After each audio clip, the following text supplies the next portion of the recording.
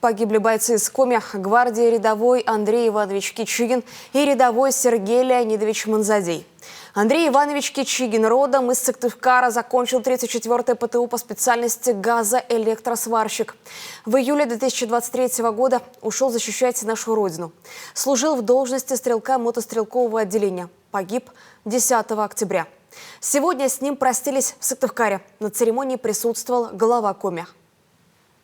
Гибель наших ребят – это шаг к бессмертию. Они полностью и сполна выполнили свой долг перед Родиной и перед самими собой. Наш долг – увековечить память о них в веках. А Сергей Леонидович Манзадей родом из села Соколово Печорского района. Служил в должности стрелка-помощника, гранатометчика мотострелкового отделения.